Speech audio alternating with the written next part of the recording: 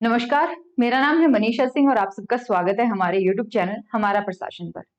लोक प्रशासन की आज की इस क्लास में हम बात करेंगे तुलनात्मक लोक प्रशासन के बारे में, जानेंगे कि अगर हमें किसी प्रशासन की तुलनात्मक स्टडी करनी हो, अध्ययन करना हो, तो हमें किस प्रकार की अप्रोचेस जो हैं वो फॉलो करनी चाहिए। साथ ही साथ हम इस जो तुलनात्मक लोक प्रशासन है उसकी प्रकृति को समझने की भी कोशिश करेंगे और फ्रेड डब्ल्यू रिक्स ने क्या कहा था उसके बारे में भी बात करेंगे। अगर अभी तक आपने चैनल को सब्सक्राइब नहीं किया है तो मैं आपको बता दूं, इस चैनल पर आपको लोक प्रशासन से संबंधित अनेक वीडियोस हिंदी भाषा में मिल जाएंगी। तो अगर अभी तक आपने चैनल को सब्सक्राइब नहीं किया है तो प्लीज सब्सक्राइब कर लीजिए और फटाफट से सारे जो वीडियोस हैं वो देख डालिए। चलिए आज बात करेंगे तुलनात्मक लोक प्रशासन की प्रकृति के बारे में। प्रकृति क्या होती है किसी विषय की, ये मैंने आपको बताया था जब हमने लोक प्रशासन की प्रकृति और क्षेत्र के बारे में बात करी थी। ये आपको बताता है कि जब हम किसी सब्जेक्ट की स्टडी कर रहे हैं, किसी भी विषय का जब हम अध्ययन कर रहे हैं, तो हम किस प्रकार से उस विषय को पढ़ना चाहते हैं, क्या हम उनसे आंसर ढूंढ रहे हैं। जैसे एक इंसान की प्रकृति, एक इंसान का नेचर कैसा होता है, वैसे ही यहाँ पर विषय का नेचर, मतलब वो किस प्रकार से बिहेव करता है, क्या चाहता है, कुछ कुछ इसी हद तक। मतलब जब हम उस विषय को पढ़ेंगे, जब हम इस क्षेत्र में अध्ययन करेंगे, तो हम किन बातों का ध्यान रखते हैं, किस तरीके से इसका अध्ययन करते हैं, वो सारा इस क्षेत्र की या इस जो तुलनात्मक लोक प्रशासन उसकी प्रकृति के अंतर्गत आता है। तो फ्रेड डब्ल्यू रिग्स ने a trend in comparative study of public administration 1962 में इनकी एक किताब आती है और उसमें उन्होंने तुलनात्मक लोक प्रशासन की उभर रही 3 प्रवृत्तियों का जिक्र किया। पहला उन्होंने कहा आदर्शात्मक से व्यवहारिक और अनुभव संबंधी इसकी उन्मुखता है। मतलब पहले जो था लोक प्रशासन वो कैसा था, वो आदर्शवाद पे ज्यादा ध्यान देता था। आदर्शवाद क्या कहता है कि प्रशासन को ऐसा होना चाहिए। अगर मैं आपको ये बारे में कहूं कि आदर्शवाद क्या है, आपको एक अच्छा इंसान बनना चाहिए, आपको 8 घंटे पढ़ना चाहिए, आपको रात को 10 बजे सो जाना चाहिए, सुबह 5 बजे उठ जाना चाहिए, इस तरीके की क्या करना चाहिए, इंस्ट्रक्शंस, आदेश देना, एक प्रकार का निर्देश देना, वो होती है आदर्शात्मक स्थिति। मैं अगर बात करूं व्यवहारिक या अनुभव संबंधी उन्मुखता की, तो यहाँ पर क्या आ जाता है, मैं पहले आपके बारे में जानूंगी कि ओके ये आपका स्लीप पैटर्न है, आप इतने बजे तक पढ़ते हैं, उसके बारे में तब मैं आपको कह सकती हूँ कि पढ़ना तो आपका 8 बजे चाहिए था, लेकिन 8 बजे तक पढ़ना चाहिए था, लेकिन अभी आप 5 बजे तक पढ़ रहे हैं, 5 घंटे ही पढ़ रहे हैं। तो इससे मेरे को क्या पता चल गया, व्यवहारिकता कि एक्चुअल में क्या है। आदर्शात्मक से मैं कहां पर आ गई, व्यवहारिकता पे, यथार्थ में आ गई, रियलिटी क्या है। तो जो परंपरागत लोक प्रशासन है उसमें निर्धारित उद्देश्यों को प्राप्त करने पर विशेष बल दिया जाता रहा है। निर्देशात्मकता, आदर्शात्मकता इसकी विशेषता रही है। उदाहरण के लिए अगर हम समझे तो वेबर ने जो नौकरशाही संगठन के आदर्श प्रारूप की कल्पना की थी, और विक फयोल ने भी बताया था कि एक संगठन किस प्रकार से आदर्श सिद्धांतों पर चलाया जा सकता है। लेकिन व्यवहारवाद, बिहेवियरलिज्म, ये आदर्शात्मक सिद्धांतों से बाहर ला करके यथार्थ में रख देता है, रियलिटी बताता है कि पब्लिक एडमिनिस्ट्रेशन है क्या। अनुभव यानी परिस्थितियों के आधार पर हमें बताता है क्या है। ओके, तो साइमन का निर्माण मॉडल भी इसका व्यवहारवादियों में ही आता है। साथ ही साथ जो नवलोक प्रशासन एनपीए का जन्म हुआ 1970 के दशक में, तो वहां पर भी व्यवहारवादी क्रांति ने चाहिए, मतलब क्या होना चाहिए उससे कहीं ज्यादा क्या है वो जरूरी है। क्योंकि जब हमें पता होता है ना कि क्या है, हम क्या चाहिए, वहां तक का हमें आइडिया हो जाता है। मैं कह दूं 8 घंटे आपको पढ़ना चाहिए, तो उसके लिए आपको पहले पता तो हो कि मैं पढ़ कितने घंटे रहा हूं या कितने घंटे में पढ़ रही हूँ। मैं 5 घंटे पढ़ रही हूँ, पढ़ना मुझे 8 घंटे है, तो अब मेरे लिए समझना आसान हो गया।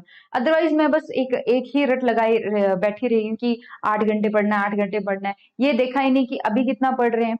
हो सकता है अभी आप 12 घंटे पढ़ रहे हो, फर्क है ना। तो पहले आपको रियलिटी का आइडिया होना चाहिए, तब जाकर के आप चीजों को अच्छे से समझ पाते हो। फिर आता है इडियोग्राफिक से नोमोथेटिक, यानी भाव क्रियात्मक से विधि संबंधी। देखिए रिक्स जो है वो जाने जाते हैं अपनी शब्दावली के लिए। आप यहाँ पर तो हम अभी शुरू किया रिक्स के बारे में पढ़ना, आगे जब हम बात करेंगे तब आपको पता चलेगा रिक्स ने किस प्रकार से अपनी शब्दावली का यूज किया है। यहाँ पर दो नई टर्म्स आती हैं, एक है इडियोग्राफिक और दूसरा है नोमोथेटिक। इडियोग्राफिक का यहाँ पर इस तरीके से समझ सकते हो कि जो पुराना लोक प्रशासन था, परंपरागत ट्रेडिशनल पब्लिक एडमिनिस्ट्रेशन, वो इडियोग्राफिक था। इडियोग्राफिक का मतलब होता है किसी विशेष घटना, किसी समस्या, राष्ट्र जीवनी से संबंधित थे। अब क्या हो गया, नोमोथेटिक हो गया। नोमोथेटिक क्या मतलब, सामान्य अध्ययन जो हो रहे हैं उनका महत्व है। हमें यहाँ पर चीजों को ऑब्जर्व करना है, हमें पैटर्न्स देखने हैं। हम सिर्फ ये नहीं देख रहे अमेरिका में ऐसा हो रहा है, उस इंसान ने ऐसा किया, उस पर्टिकुलर घटना के अंदर ये हुआ, नहीं। अब हम जनरल ट्रेंड को जो है नोटिस कर रहे हैं। फिर आता है परिस्थिति के बारे में। पहले क्या था कि गैर परिस्थितिकीय थे, यानी कि पर्यावरण किस माहौल में है, कैसी संस्कृति है, कैसा पर्यावरण है, बिल्कुल भी केयर नहीं करते थे। लेकिन आज के दिन अगर आप देखो तो हमें पर्यावरण जो परिस्थिति है उसका ध्यान में रख करके ही अध्ययन करना होता है। तो उम्मीद करती हूँ यहाँ तक चीजें क्लियर हो गई होंगी। गुलम्बियस्की की जब हम बात करते हैं तो गुलम्बियस्की ने कहा था कि तुलनात्मक लोक प्रशासन 4 महत्वपूर्ण बातों पर बल देता है। पहला तो ये कि संगठन को हमें उसकी सांस्कृतिक उसमें समझना होगा, सांस्कृतिक दृष्टि से समझना होगा। मैंने आपको लास्ट वीडियो में मैंने लोकपाल का उदाहरण दिया था कि भारत में लोकपाल है, कुछ कुछ वैसा ही स्वीडन के अंदर ओम्बुड्समैन है। ओम्बुड्समैन सिस्टम बहुत सक्सेसफुल है, पुराना भी और सक्सेसफुल भी है। वही भारत में लोकपाल का आप देखो नहीं है। तो हम यहाँ पर क्या करेंगे, दो एक जैसे इंस्टीट्यूट्स हैं, संस्थाएं हैं, लेकिन दोनों की सांस्कृतिक और राजनीतिक जो पर्यावरण है, परिस्थिति है, वो बिल्कुल भिन्न है। दोनों का फंक्शन भी अलग हो गया, रिजल्ट भी अलग निकल करके आ रहा है, पहली चीज। दूसरी चीज ये कि जो सिद्धांत दिए गए थे, जो शुरू के थिंकर्स ने बोला था ना कि हाँ हाँ हम सिद्धांत दे करके जा रहे हैं, तुम्हें ये करना वो करना, नहीं, वो अपर्याप्त है। उनको गलत नहीं बोला, उनको अपर्याप्त बोला। तीसरा आता है लोक प्रशासन को सिद्धांत और व्यवहार दोनों दृष्टि से अध्ययन मूल्यों से प्रेरित है। जो लोक प्रशासन का सिद्धांत और व्यवहार ये जब हम पढ़ते हैं, ये मूल्य मूल्य वैल्यूज, किस प्रकार की चीजों को हम दिमाग में रख करके आगे चल रहे हैं। देखिए हर एक समाज का मूल्य अलग होता है। तो जब हम तुलनात्मक अध्ययन कर रहे हो, चाहे हम सामान्य अध्ययन कर रहे हो, हमें राजनीतिक संस्कृति का हमें ध्यान हमेशा रखना होगा। साथ ही साथ सामान्यतः प्रत्येक विषय के शुद्ध और प्रयोगात्मक पूरक पहलू होते हैं। अगर हम किसी विषय को लेकर के चले, हम उसका अगर शुद्ध उसके रूप में लेकर के चले, तो हाँ उसके कुछ पहलू होते हैं जो हमें पता लगाने हैं। ये गोलम्बियस्की का कहना था। चलिए इतनी चीजें तो समझ में आए लोक प्रशासन की प्रकृति के बारे में। अब बात करेंगे लोक प्रशासन की अध्ययन प्रणाली के बारे में, किस प्रकार से हम इसकी स्टडी करते हैं। देखिए study methodology of comparative public administration में हम इसको दो तरीकों से समझते हैं। एक तो होता है विषय वस्तु के आधार पर और दूसरा होता है दृष्टिकोण के आधार पर। विषय वस्तु के आधार पर होता है व्यापक, मध्य स्तरीय और लघु स्तरीय। व्यापक में क्या आ जाता है, एक देश के संपूर्ण प्रशासन को दूसरे देश के संपूर्ण प्रशासन से तुलना, जैसे ब्रिटेन का प्रशासन और भारत का प्रशासन। हम यहाँ पर क्या करें, व्यापक, व्यापक मतलब पूरा का पूरा एडमिनिस्ट्रेशन हमने कंपेयर कर लिया, इंडिया का ब्रिटेन का पूरा एडमिनिस्ट्रेशन। मध्य स्तरीय क्या होता है कि हम क्या करते हैं, वहां पर कोई संस्था है और भारत में कोई संस्था है, उसका कंपैरिजन करते हैं। जैसे उदाहरण के तौर पे भारत में भी राष्ट्रपति है, ब्रिटेन में क्या है, ब्रिटेन में वहां की महारानी महाराजा जो भी एक क्राउन है, अमेरिका में भी राष्ट्रपति है। तो जब हम अमेरिका के राष्ट्रपति की भारत के राष्ट्रपति से तुलना करते हैं, उनके अधिकारों की, उनकी शक्तियों की, तब हम कह सकते हैं कि हम मध्य स्तरीय तुलनात्मक लोक प्रशासन पर जा चुके हैं। लघु स्तरीय मतलब बहुत ही छोटे स्तर पर, बहुत डिटेल में हम यहाँ पर प्रशासन के एक छोटे से भाग को दूसरे भाग से तुलना करके समझते हैं। जैसे भारत की प्रशिक्षण प्रणाली और ब्रिटेन की प्रशिक्षण प्रणाली, अमेरिका की प्रशिक्षण प्रणाली, समझ रहे हैं ना। अब तुलनात्मक लोक प्रशासन में अधिकांशतया लघु स्तरीय पद्धति ही प्रचलित है। हम बहुत डिटेल में जाकर के चीजों को पढ़ते हैं। हमारे यहाँ इस तरीके से काम होता है, क्या दूसरे देशों में भी वैसे ही काम होता है? तो लघु स्तरीय पद्धति ही आजकल चल रही है। जब मैं बात करती हूँ दृष्टिकोण की, तो दो दृष्टिकोण आते हैं, परंपरागत और आधुनिक परंपरावादी दृष्टिकोण। देखिए परंपरावादी दृष्टिकोण जो है वो शुरू से ही हम पढ़ चुके हैं, बाद में इनको खारिज भी कर दिया था। जैसे व्हाइट, विलोबी, एंडरसन, इन्होंने जो संगठनात्मक या संरचनात्मक दृष्टिकोण दिया था, उसमें सिर्फ संरचना, संगठन, उस पर फोकस किया था, स्ट्रक्चर पे फोकस किया था। वहां पर जो नए व्यवहार, उसका पर्यावरण, इन चीजों पर फोकस नहीं किया गया था। फिर आए आधुनिक दृष्टिकोण। अगर हमें किसी सिस्टम को, मान लीजिए आज के दिन आपका मन कर रहा है कि लोक प्रशासन पढ़ के मजा आ गया, आज से मैं भी बाहर कहीं जा करके स्टडी करूं। आपके मन में आ गया कि अमेरिका वाले इतने चिल्लाते रहते हैं, चलो स्टडी करके देखते हैं अमेरिका में ऐसा क्या है, अमेरिका का प्रशासन हमसे बढ़िया क्यों है। तो आधुनिक दृष्टिकोण आपको क्या बताएगा, पुराना दृष्टिकोण कहेगा कि ठीक है अमेरिका की स्ट्रक्चर देखो, वहां पे कौन कौन सी अथॉरिटीज हैं, बस उसके बारे में जानो एंड बात खत्म। तो आधुनिक दृष्टिकोण है वो आपको बताएगा कि नहीं रुको, अगर आपको कंपेयर करके पढ़ना है तो मैं आपको कुछ तरीके बता देता हूँ जिस तरीके से आप पढ़ सकते हो। ये कुछ वैसे ही अप्रोच, जैसे आप कोई नया सब्जेक्ट अप्रोच करते हो तो आपको बताया जाता है ना, ये इस तरीके से वो करो। जैसे हर एक खाने की एक रेसिपी होती है, हर एक डिश की एक रेसिपी होती है, वैसे हर एक चीज को पढ़ने का भी एक तरीका होता है। किस तरीके से आप उसको अप्रोच करें वो मैटर करता है। कोई अपने आप में गलत नहीं है और कोई अपने आप में पूरा नहीं है, सब अपने आप में हम कह सकते हैं इनकम्प्लीट है, और एक दूसरे से मिल करके ही हमें पूरी कंप्लीट पिक्चर जो है वो मिल पाती है। सबसे पहले बात करेंगे व्यवहारवादी दृष्टिकोण की। ये एक समझिए आप कि बर्नार्ड और साइमन ने, हमने जो पढ़ा था चेस्टर बर्नार्ड और हर्बर्ट साइमन के बारे में, वो कंप्लीटली व्यवहारवादी में आते हैं। व्यवहारवादी में क्या हुआ, हमारा व्यवहार, एक प्रशासनिक अधिकारी का व्यवहार, संगठन में काम करने वाले लोगों का व्यवहार, किन चीजों से निर्धारित होता है। ये बहुत चीज जो है, इस पे बहुत जो है डिटेल में फोकस किया गया था हर्बर्ट साइमन और चेस्टर बर्नार्ड के द्वारा। ठीक है, इसके अलावा Barnard, Merton, Widner, Ferrel Heady, Fredericks, Dale, इन सब ने भी इनके विकास में योगदान दिया। लेकिन 1970 के बाद में व्यवहारवाद की दिशा तथ्यों के साथ साथ मूल्यों की तरफ भी उन्मुख हुई। हमने सिर्फ फैक्ट्स नहीं देखे, हमने वैल्यूज भी देखी। डेविड ईस्टर ने इस धारा को उत्तर व्यवहारवादी, पोस्ट बिहेवियरल थ्योरी भी इसको कहा। ठीक है, तो ये एक अप्रोच होती है जहां पर हम क्या करते हैं, व्यवहार को समझने की कोशिश करते हैं। संगठन क्या होता है, संगठन जो है, संगठन में काम करने वाले लोगों का व्यवहार जब मिल जाता है, सबके व्यवहार जब मिल जाते हैं, बिहेवियर, तब जाकर के संगठन बनता है। तो संगठन क्या हुआ, संगठन एक समूह व्यवहार है। ओके, अब आती है पारिस्थितिकीय दृष्टिकोण, इकोलॉजिकल अप्रोच। ये सबसे महत्वपूर्ण और सबसे प्रसिद्ध दृष्टिकोण है जब हम तुलनात्मक लोक प्रशासन की बात करते हैं। इसमें यह कहा गया कि पर्यावरण अपने प्रशासन को प्रभावित करता है और निर्धारित करता है। जैसा समाज होगा प्रशासन भी वैसा ही होगा। ठीक है, तो पारिस्थितिकीय दृष्टिकोण की भी यही मान्यता थी, और इसको किसने किया था, जॉन एम गॉस ने। तो प्लीज ठीक कर लीजिएगा, गॉस। ठीक है, रिग्स ने भी काफी हद तक पारिस्थितिकीय दृष्टिकोण लेकर के ही तुलनात्मक अध्ययन करने की कोशिश की थी। अब तीसरा आता है विकासात्मक दृष्टिकोण। विकासात्मक दृष्टिकोण है विकास संबंधी मुद्दों के विश्लेषण में।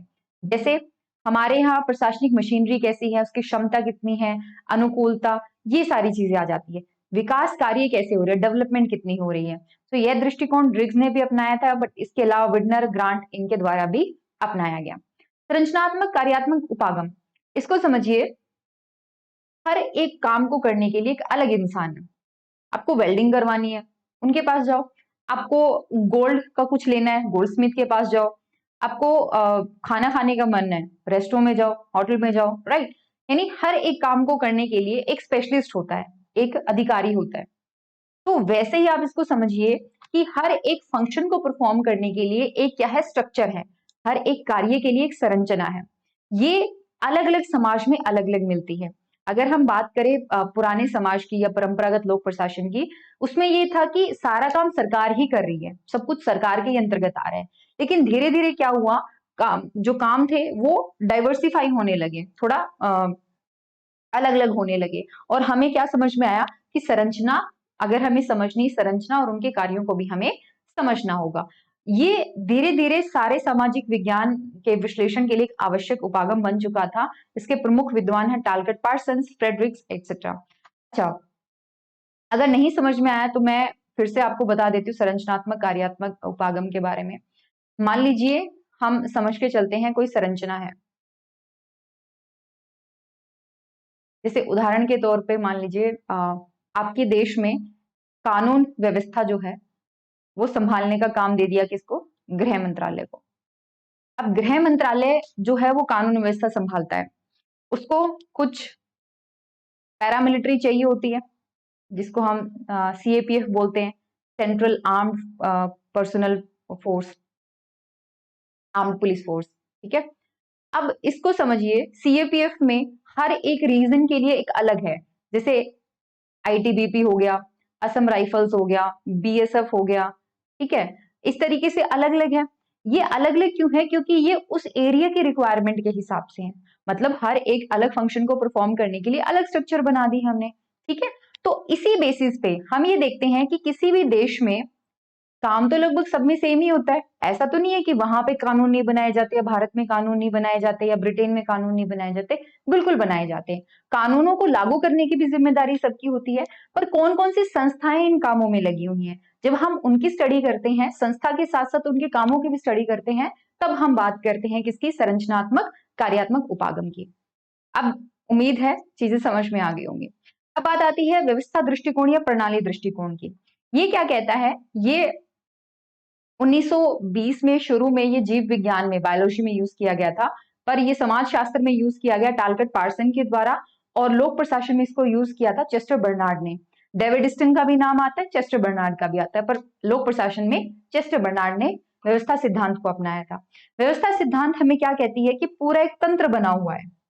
जैसे हमारा तंत्र होता है ना, जैसे आप कह सकते हो हमारा जो नर्वस सिस्टम होता है या जो हमारा पाचन तंत्र होता है, पाचन तंत्र में अलग अलग तंत्र होते हैं, अलग अलग ऑर्गन होते हैं, वो सब मिल करके तंत्र बनाते हैं, और वो तंत्र सही से काम करता है तभी, हर एक ऑर्गन सही से काम कर रहा है तो पूरा तंत्र सही से काम कर रहा है, ठीक है। तो ऐसा ही कुछ है, ये चेस्टर बर्नार्ड ने अपनाया, बाद में हर्बर्ट साइमन ने भी इसको फॉलो किया। इसका कहना यही था कि जो समाज है आपका, आपकी अलग अलग जैसे एजेंसीज हैं, गृह मंत्रालय में अनेक जो है छोटी छोटी एजेंसीज बनी हुई है। कानून व्यवस्था की हम बात करते हैं तो कानून व्यवस्था की हम, गृह मंत्रालय भी आ गया, पैरामिलिट्री फोर्स भी आ गई, स्टेट के द्वारा पुलिस भी आ गई, आपकी जो आर्मी है वो भी आ गई, सब मिलकर के कानून व्यवस्था को बनाए रखने के लिए काम कर रहे हैं। तो ये पूरा एक तंत्र बन गया जिसमें अलग अलग ऑर्गन्स भी हैं, सब मिलकर के काम कर रहे हैं, ठीक है। तो इसको कहते हैं व्यवस्था दृष्टिकोण या तंत्र दृष्टिकोण, जनरल सिस्टम अप्रोच। तो ये था आज का लेक्चर, उम्मीद करती हूँ चीजें पसंद आई होंगी। अगर आपको किसी एक टॉपिक के बारे में डिटेल में जानना है और आपको लगता है कि हाँ ये वाला टॉपिक और थोड़ा डिटेल में बताया जाए एक नया लेक्चर बना करके, तो बिल्कुल कमेंट करके बताइए फटाफट से कि हाँ ये नया वीडियो चाहिए। कमेंट करने के अलावा आप हमें डायरेक्टली भी अप्रोच कर सकते हैं। ये मोबाइल नंबर है 9896859767, और व्हाट्सएप पे भी, साथ ही साथ टेलीग्राम पर भी आपको सेम नंबर जो है वो मिल जाएगा। ईमेल कर सकते हैं आप हमें contactfreeupsc@gmail.com। और अगर आप ये नोट्स खरीदना चाहते हैं या ढूंढ रहे हैं कोर्स एक अच्छा सा लोक प्रशासन के लिए, यूपीएससी पीसीएस और नेट आपका है टारगेट कोर्स, और या फिर सिर्फ टेस्ट सीरीज, तो बिल्कुल कांटेक्ट कर सकते हैं। या प्रशासन से संबंधित आपके मन में कोई सवाल है जिसका जवाब आप ढूंढ रहे हैं, तो बिल्कुल आपके सारे डाउट्स का हम क्लियर करने की कोशिश करेंगे। तो आज के लिए हमारा लेक्चर यहीं तक, कल मिलते हैं नए लेक्चर के साथ। चैनल को जरूर सब्सक्राइब कर दीजिएगा प्लीज। एंड साथ ही साथ आपको लगता है कोई सुझाव है तो बिल्कुल बताइएगा, कमेंट सेक्शन पूरा ऐसे भरा हुआ होना चाहिए, ठीक है, ताकि और भी इंटरेस्टिंग लेक्चर्स हम आप तक आपके लिए लेकर के आ सके। जल्दी मिलते हैं कल, take care and bye bye.